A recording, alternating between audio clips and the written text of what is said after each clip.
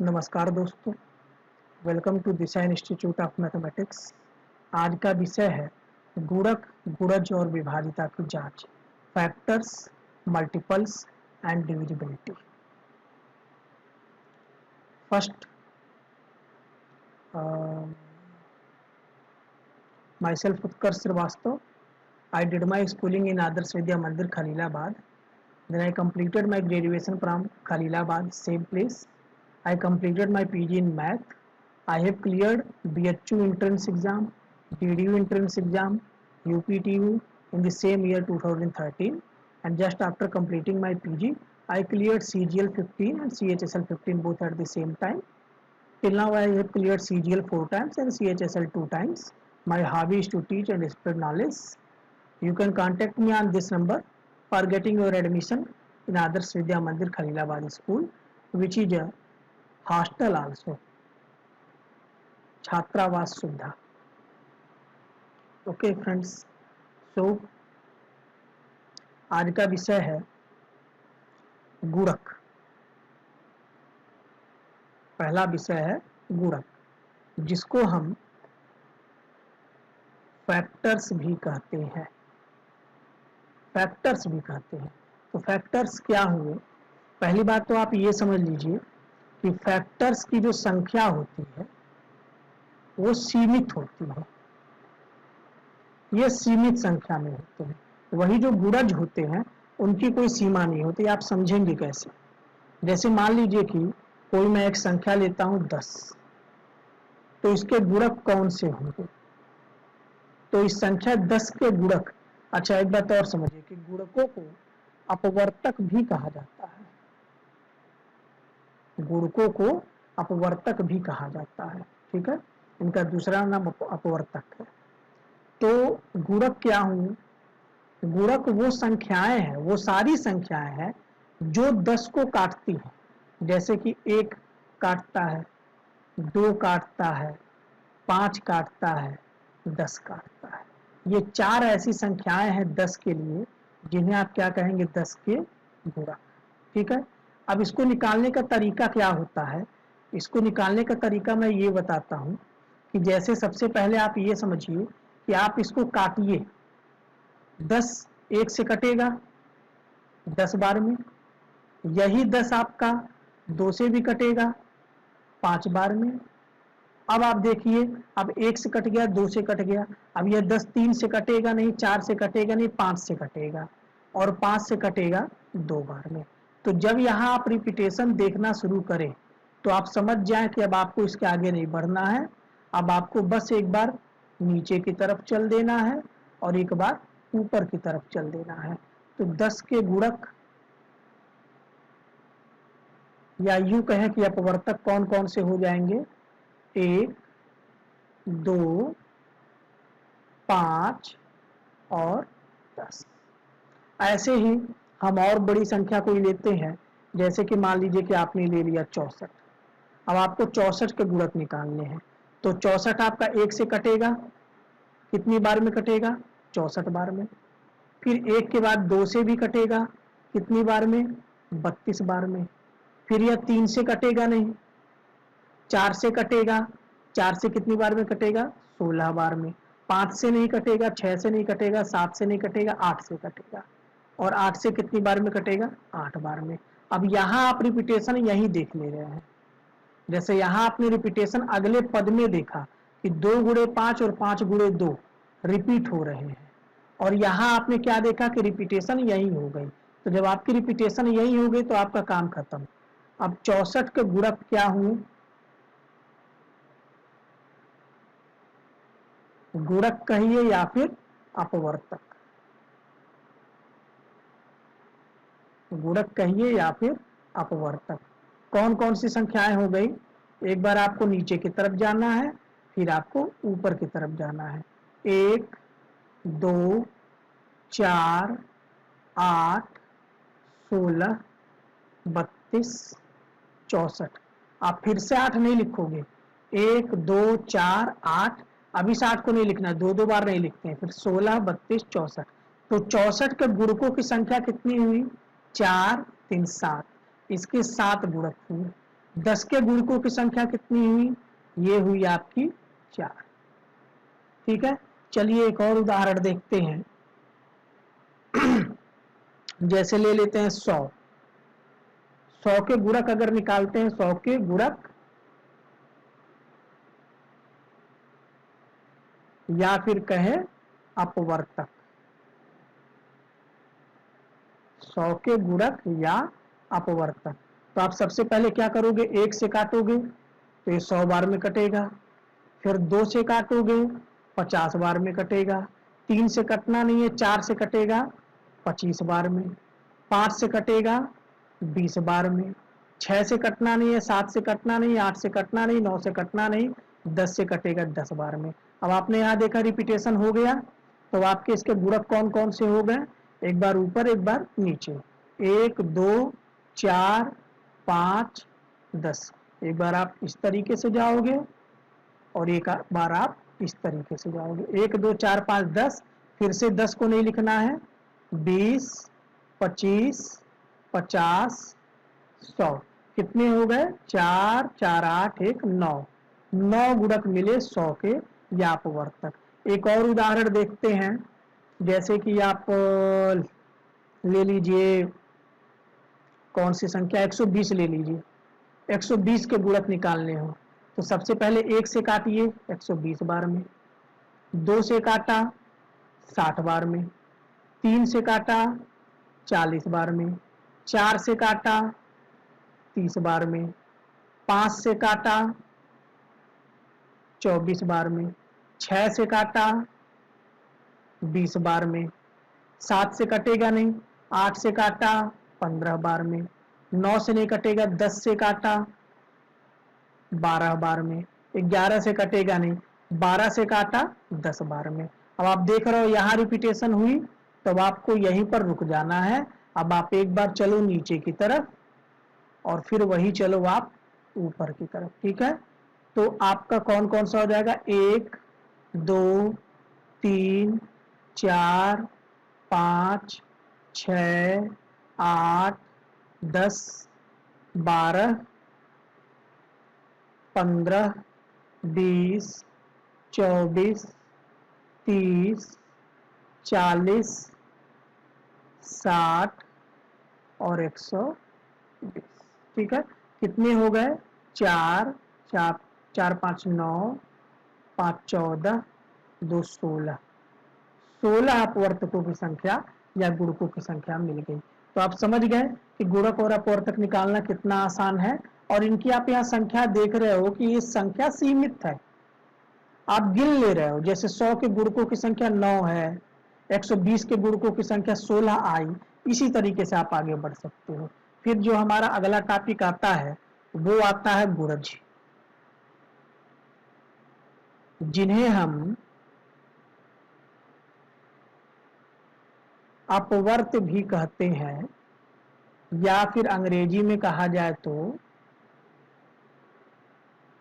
Multiples भी कहते हैं। ये हो गए गुणज, अपवर्त या मल्टीपल्स।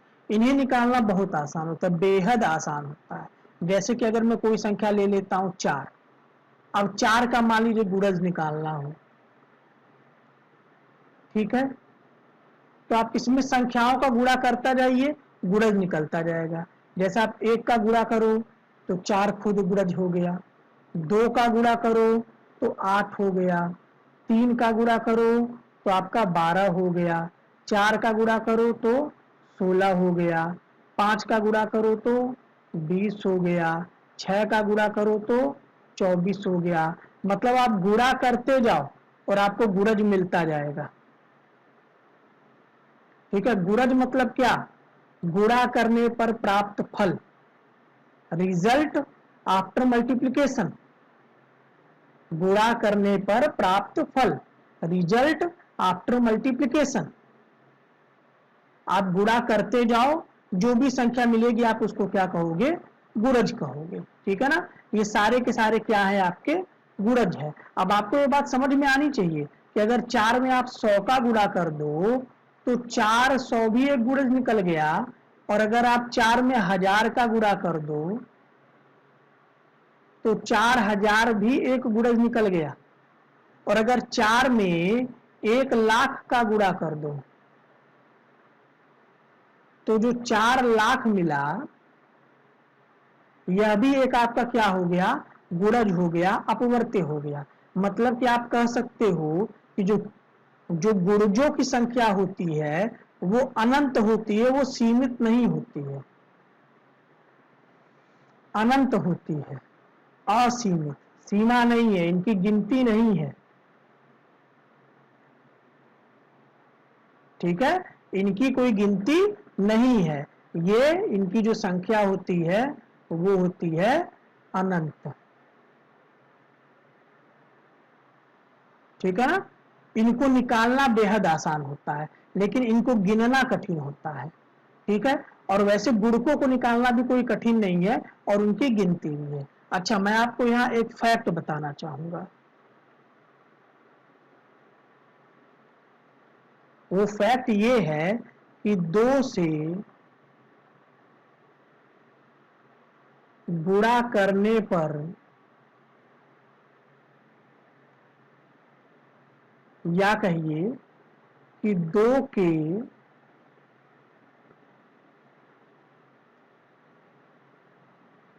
गुणजों को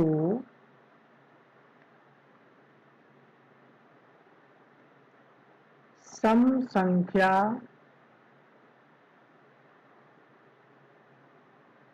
कहते हैं। ठीक है, 2 के गुणजों को सम संख्या कहते हैं। जैसे कि आप जानते हो 2 है, आप 1 का गुणा कर दो तो 2 ही मिलेगा, 2 का गुणा कर दो तो 4, 3 का गुणा कर दो तो 6, 4 का गुणा कर दो तो 8, 10, 2 छक्के 12, 2 सत्ते 14, 2 अठे 16, 2 नवा 18, ऐसे करते हुए 2 सवाइन 200। ये सारे के सारे आपके कौन सी संख्याएं हैं? ये सारी की सारी आपकी क्या है, सम संख्याएं, जिनको हम क्या कहते हैं, इवन नंबर्स। समझ में आया? तो 2 के गुणजों को क्या कहते हैं हम, सम संख्या। तो विषम संख्या मतलब जो 2 के गुणज नहीं है, जो भी 2 के गुणज नहीं है हम उन्हें क्या कह देते हैं, विषम संख्या कह देते हैं। आप यूं कहिए कि जो गुणज होते हैं, जो भी आपको गुणज होते हैं वो सारे के सारे जिस संख्या के गुणज होते हैं उससे विभाजित होते हैं, कटते हैं। जैसे 2 का पहला गुणज कौन सा है, 2, तो 2 से 2 कट जाएगा, 2 से 8 भी कट जाएगा, 2 से 16 भी, 18 भी, 200 भी। ये सारे के सारे जो भी 2 के गुणज हैं वो सारे के सारे 2 से कटते भी हैं। ठीक है, आप इस बात का ख्याल रखिएगा। हाँ, यही आप देखिए जो अपवर्तक है, जितने भी आप अपवर्तक यहाँ निकालते हो, जितने भी आप अपवर्तक निकालते हो, तो ये अपवर्तक इनको काटते हैं। जिसके भी अपवर्तक आप निकालोगे, जैसे 100 के अपवर्तक निकाले तो जो भी अपवर्तक निकले हैं वो 100 से छोटे हैं, 100 हैं या तो 100 से छोटे हैं, और ये सारे के सारे क्या करते हैं, 100 को काटते हैं। समझ आया? ये सारे के सारे 100 को काट रहे हैं।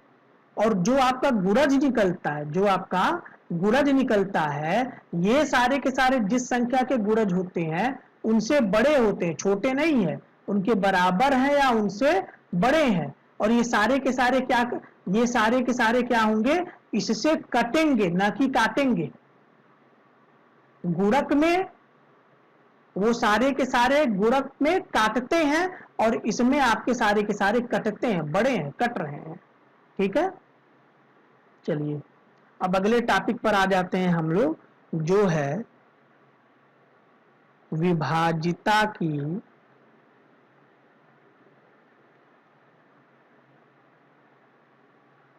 जांच।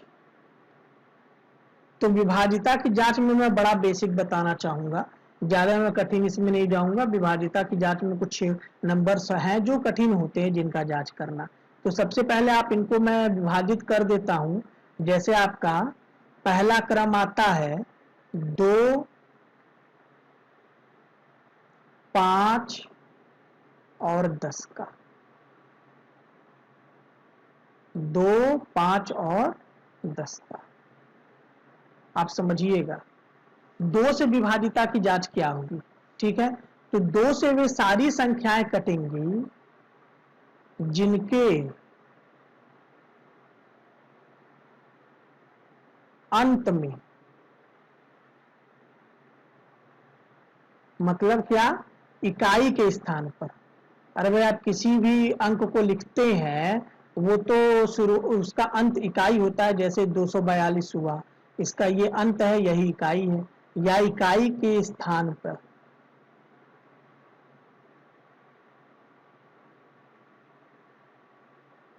ये सब में कॉमन है, ये इसमें भी कॉमन है, यही चीज इसमें भी है और यही चीज इसमें भी है। जिनके अंत में इकाई के स्थान पर 0, 2, 4, 6, 8 आता है वो 2 से कटते हैं। जिनके अंत में 0, 5 आता है वो 5 से कटते हैं, और जिनके अंत में 0 आता है वो आपका 10 से कटते हैं। जैसे कि आप देखिए 120।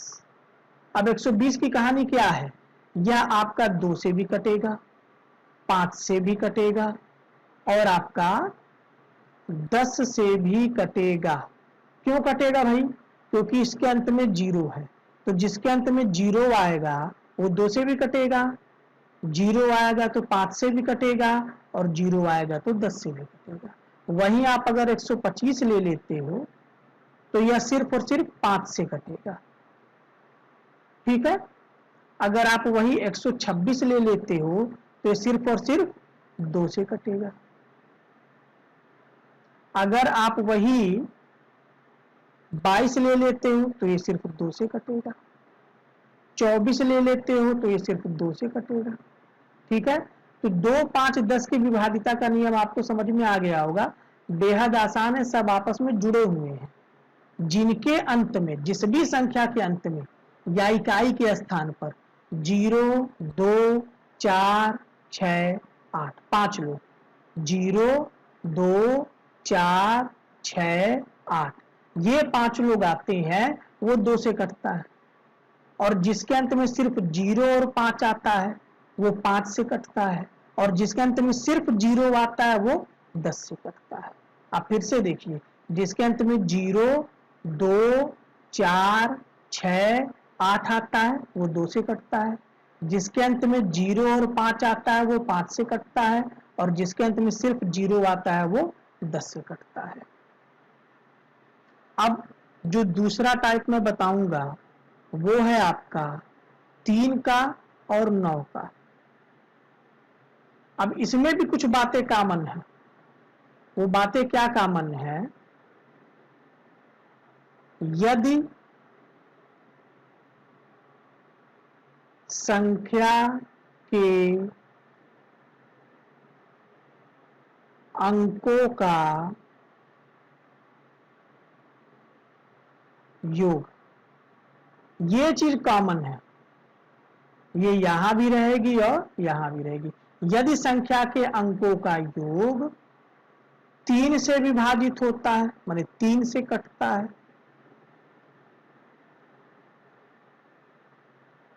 तो वह संख्या भी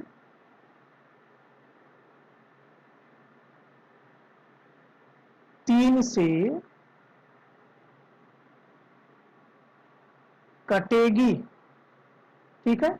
और यदि संख्या के अंकों का योग 9 से कटता है, यदि संख्या के अंकों का योग 9 से कटता है तो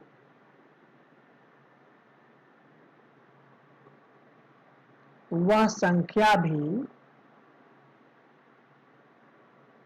9 से कटेगी। जैसे कि आप ले लीजिए 123, तो ये एक संख्या है। अब इसके अंकों का योग देखिए, 3, 2, 5, 1, 6। 6 आपका 3 से कट रहा है तो यह भी 3 से कटेगा, लेकिन 6 आपका 9 से नहीं कट रहा है तो यह 9 से नहीं कटने वाला।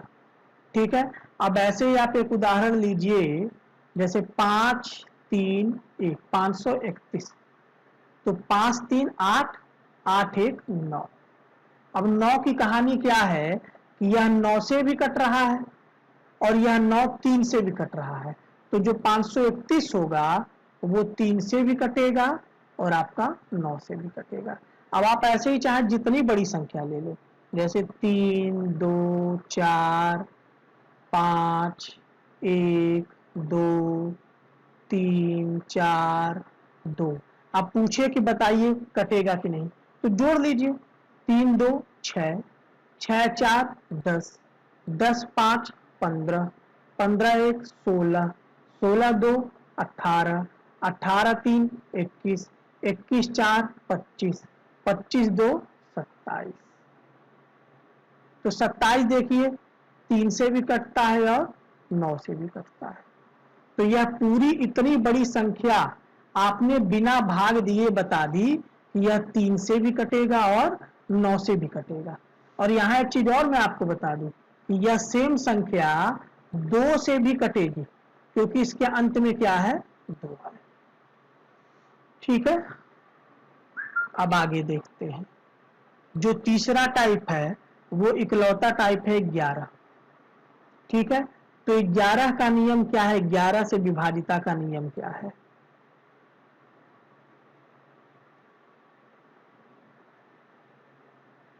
11 से विभाजिता का नियम। ठीक है, तो 11 से विभाजिता का क्या नियम है, इसका नियम यही है कि संख्या के, आप ये समझिए कि कोई एक संख्या है, ठीक है, उसमें सम स्थानों पर अंक होंगे और विषम स्थानों पर अंक होंगे। ठीक है, आप सम स्थानों पर दिए गए अंकों को जोड़िए और विषम स्थानों पर दिए गए अंकों को जोड़िए और उनको घटाइए। अगर वह 0 आता है, 11 आता है, 22 आता है, मैंने ऐसी संख्या जो 11 से कटती हो, घटाने पर ऐसी संख्या है जो 11 से कटती हो, तो वह पूरी संख्या भी 11 से कटेगी, चाहे जितनी बड़ी संख्या हो। आपको करना क्या है, सम स्थानों का जोड़ कर लेना है, विषम स्थानों का जोड़ कर लेना है और फिर उन्हें घटा देना है। और घटाने पर जो मिले उसे देखना है कि क्या वो 0 है, 11 है, 22 है, 33 है, ऐसी संख्या है जो 11 से कटती हो, तो वह संख्या भी 11 से कटेगी। वैसे तो घटाने पर बेसिकली या तो 0 आता है या तो 11 आता है, 22 नहीं आता। मैंने आज तक ऐसा उदाहरण नहीं देखा जिसमें 22 भी आता हो। तो आप ये समझिए कि सम स्थानों के अंकों को जोड़िए, विषम स्थानों के अंकों को जोड़िए। अगर उनको घटाने पर 0 आता है या 11 आता है तो वह संख्या भी 11 से कटेगी। ठीक है, तो करना क्या है कि संख्या के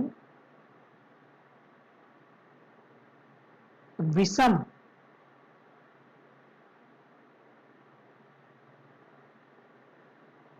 विषम स्थानों पर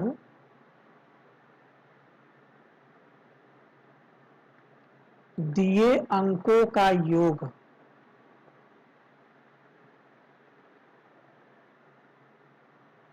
और सम स्थानों पर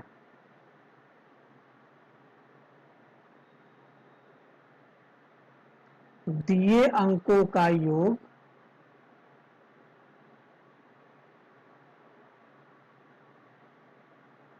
का अंतर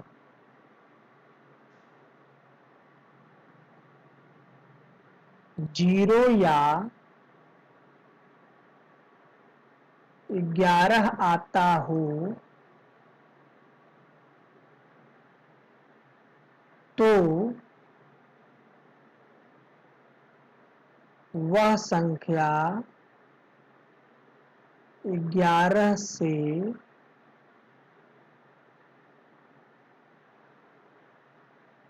विभाजित होगी। जैसे कि आप देख लीजिए 121, तो इसमें ये हुआ पहला जगह, दूसरा जगह, तीसरा जगह, तो विषम स्थानों पर एक और एक आ गए, इनका जोड़ हो गया 2, और सम स्थान पर जो है उसका भी जोड़ है 2, और इन दोनों का अंतर क्या हो गया 0, तो यह संख्या भी 11 से कटेगी। अब मान लीजिए कि 1331 ले लिया, ठीक है। आप 11 से विभाजिता के नियम को आप ऐसे भी समझ सकते हो कि एकांतर अंकों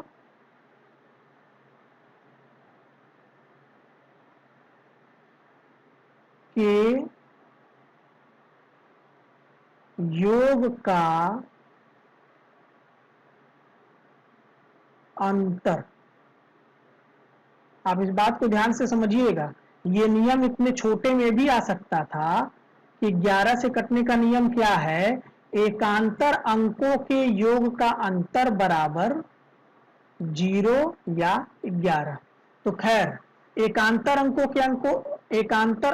के योग का अंतर, तो एकांतर अंक कौन कौन से होंगे, एकांतर मतलब एक अंक को छोड़कर, तो 1 के बाद आएगा 3, और 3 के बाद तो कोई है नहीं, और 1 3 का जो जोड़ आ गया वो आ गया 4। ऐसे ही फिर 3 और फिर 1 अंक छोड़ करके 1, और इसका भी क्या जोड़ आ गया 4, और उन दोनों का माइनस कितना आ गया 0, अंतर आ गया 0। तो यह पूरी संख्या भी किससे कटेगी 11 से। अब एक चलिए एक बड़ी संख्या लेते हैं, ठीक है, एक बड़ी संख्या लेते हैं, बहुत बड़ी संख्या लेते हैं, जैसे 5 4 3 5 6 9 2 1 3। अब हमको जांचना है कि क्या यह 2 से कटेगा, 5 से कटेगा, चलिए इसमें एक और मैं जोड़ देता हूं, वो जोड़ देता हूं मैं इसमें 0, ठीक है, 10 से कटेगा, 3 से कटेगा, 9 से कटेगा, 11 से कटेगा। इन 6 अंकों का पता करना कि कटे, ये जो संख्या है ये इतनी बड़ी संख्या, क्या यह 2 से कटेगी, तो आप कहोगे हाँ कटेगी। क्यों कटेगी, क्योंकि इसके इकाई के स्थान पर क्या है 0। क्या यह 5 से कटेगी, हाँ 2 के साथ साथ यह 5 से भी कटेगी। क्यों कटेगी, क्योंकि इसके अंत में है 0। 10 से कटेगी, हाँ 10 से भी कटेगी, क्योंकि इसके अंत में है 0। आपको मालूम है 2 से कटने का नियम क्या है, यदि अंत में 0 2 4 6 8 ये 5 आते हैं, 0 2 4 6 8, तो 0 है तो 2 से कटेगा। 5 से कटने का नियम 0 आए चाहे 5 आए, और 10 से कटने का नियम अंत में 0 आए, तो ये संख्या 2 5 10 से तो कटेगी। अब देखना है क्या 3 और 9 से कटेगी, तो 3 9 से कटने का नियम क्या है, अंकों का योग, यही शॉर्टकट याद रखिए, 3 9 से कटने का नियम क्या है, अंकों का योग, अंकों का योग कर दीजिए, 5 4 9 9 3 12 12 5 17 17 6 23 23 2 25 25 9 34 34 1 35 35 3 38 38 आया अंकों का योग। अब अंकों का योग जो 38 है, ये ना ही 3 से कट रहा है ना ही 9 से कट रहा है, तो यह 3 से भी नहीं कटेगा और 9 से भी नहीं कटेगा। अब आते हैं 11 पर, तो 11 का जांच क्या है, एकांतर अंकों का योग, sum of alternate numbers and then difference, एकांतर अंकों का योग का अंतर, एकांतर अंकों का योग करिए, 5 3 8 8 6 14 14 2 16 16 3 19 19 आ गया। फिर आगे देखते हैं, 4 5 9 9 9 18 18 1 19, और 19 में 0 जोड़ा 19। अब बताए 19 और 19 का अंतर क्या आ गया 0, और अगर 0 आ गया तो क्या होगा, यह 11 से कटेगा, क्योंकि 11 से कटने का वही नियम है। तो आशा करता हूं कि आप लोगों को समझ में आ गया होगा। एक बार आप इसको रिकैप कर लीजिए सही से, तब आपको और अच्छे से याद हो जाएगा। जैसे हमने बताया था कि गुणक कैसे निकाले जाते हैं, तो आप 1 से काटो, 2 से काटो, 3 से काटो, 4 से काटो, 5 से काटो, काटते जाओ और लिखते जाओ, कब तक? जब तक रिपीटेशन ना हो। जैसे हम यहाँ देखते हैं 2 5 के बाद 5 2 का रिपीटेशन हो गया, यहाँ देखते हैं कि 8 8 का रिपीटेशन हो गया, फिर इसमें देखते हैं 10 10 का रिपीटेशन हो गया, यहाँ देखते हैं 10 12 के बाद 12 10 का रिपीटेशन हो गया। फिर गुणज, गुणज निकालना बेहद आसान है, गुणा करते जाओ गुणज निकलता जाएगा। 1 का गुणा करो पहला गुणज, 2 का गुणज, 2 का गुणा करो दूसरा गुणज, 3 का गुणा करो तीसरा गुणज, 4 का गुणा करो चौथा गुणज, 5 का गुणा करो पांचवा गुणज, है ना। और गुणक और गुणज में अंतर क्या है कि गुणकों की संख्या सीमित होती है, आप उनको गिन सकते हो, लेकिन गुणजों की संख्या अनंत होती है, उनकी गिनती नहीं है। 100 का गुणा करोगे तो 100वां गुणज मिल जाएगा, 1000 का गुणा करोगे तो 1000वां गुणज मिल जाएगा। बात समझ में आई? अच्छा, एक बात और है कि गुणकों में जो मिलते हैं वो सारे के सारे संख्या से छोटे होते हैं या बराबर होते हैं, और वो उसको काटते हैं, जो संख्या है उसको वो काटते हैं, और जो गुणज मिलता है वो उसके बराबर या बड़ा मिलता है, बराबर या बड़ा मिलता है, और संख्या उन्हें काटती है। समझ आ रहा है? या संख्या बड़ी है, यहां संख्या छोटी है, यहां संख्या बड़ी है, संख्या को काट रहे हैं, यहां संख्या छोटी है, संख्या इन्हें काट रहा है। बड़ी बराबर छोटी बराबर, ठीक है। फिर आते हैं हम, ये फैक्ट मैंने बताया कि 2 के जो गुणज होते हैं उन्हें हम सम संख्या कहते हैं, और जो 2 के गुणज नहीं होते हैं आप उन्हें विषम संख्या कहते हैं। अब विभाजिता की जांच की बात आती है तो यहां मैंने बताया 2 5 10 ये एक ग्रुप हो गया, दूसरा ग्रुप 3 और 9, तीसरा ग्रुप आपका 11, एक और ग्रुप होता है आपका, और वो ग्रुप होता है आपका 7 11 13। यूं कहिए कि मैंने 11 में ही 11 भी इसी ग्रुप में आ जाता है, 7 11 13 के ग्रुप में, लेकिन इनकी विभाजिता थोड़ी सी कठिन होती है, फिर कभी इसे बताया जाएगा। तो आज के लिए बस इतना ही, धन्यवाद दोस्तों।